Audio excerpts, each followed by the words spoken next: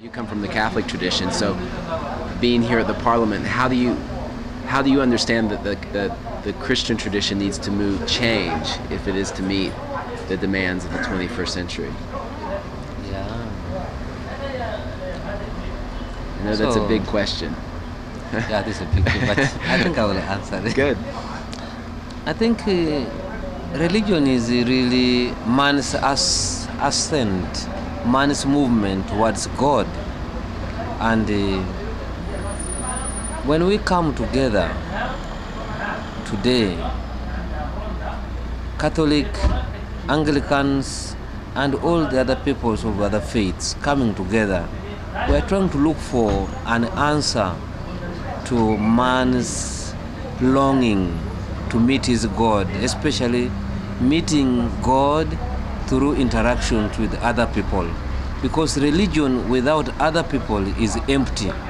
Just moving to God without knowing my relationship with the others is empty, is nothing. So we are moving as a body of people of God together to get the solutions to our problems in the world today. And this conference is very vital, and it couldn't have come at a better time than this time. So this is what I think. Why this time? Why is that particularly a powerful time to? We are in the third millennium, and the challenges of the second millennium are different from the present ones. So I think this is a very, very proper time for us to come together. And moreover, the needs of the world are increasing. Yes. And we must answer them today. Yes. Right. Yeah. What do you see as being the main challenges of the third millennium? Refugees, water for all, AIDS, yes, and feeding everybody. Yes. The vital necessities, the human needs, very essential needs of man. We must answer them. And it doesn't matter whether you are poor or you are rich, whether you're from America or from Europe. All our needs are the same, and we must see them as one people if we are to be people of God. Are there some particular aspects of the tradition that we need to leave behind if we are going to, if the tradition is going to move forward into the future? Now you are entering deep. Of my own tradition or other tradition? Well, both. I was starting with your own tradition, but I was going to ask you about other traditions too. Yeah, I think the role of women we shall have to improve. Yes. We shall have to include women in many parts of our own tradition. I don't talk about ordination because that one I think is higher than me.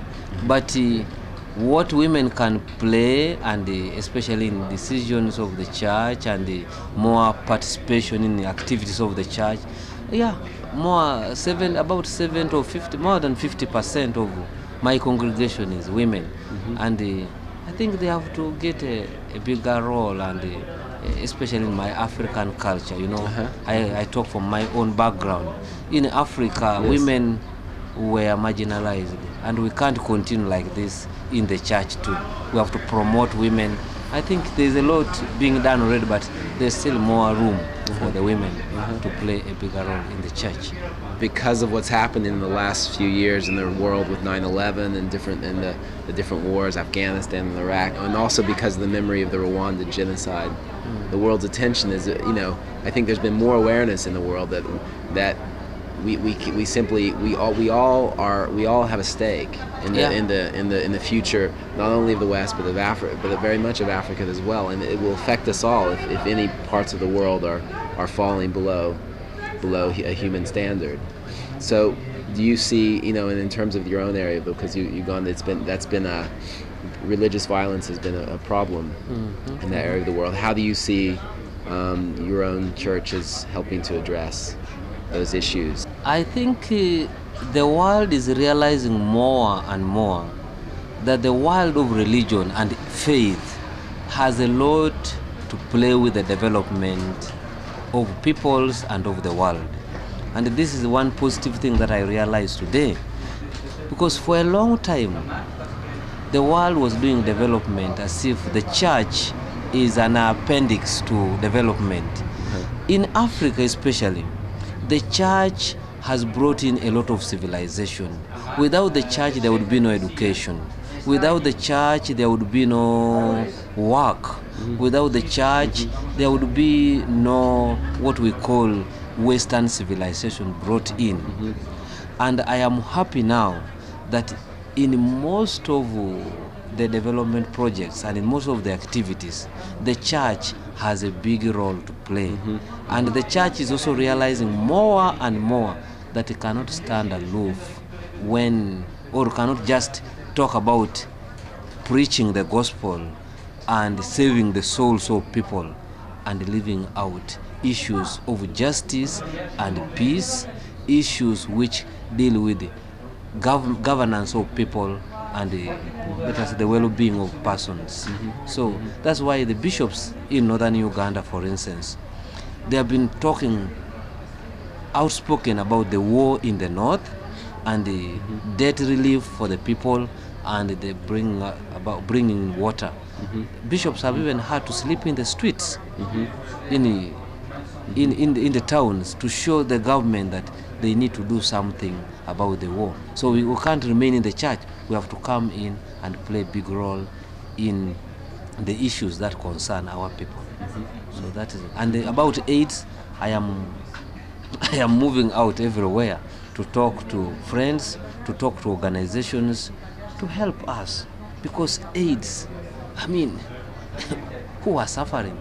The people, many people are suffering, and we need to help these people to live a worthy life, to have dignity, to have food, to have drink, to have education, because many orphans, millions, are there left without care because of the death of a parent.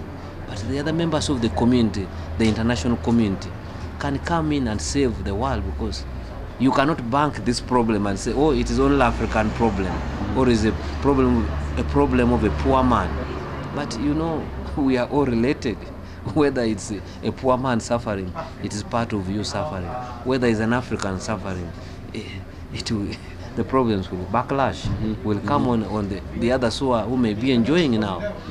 So that's why we should get concerned, all of us.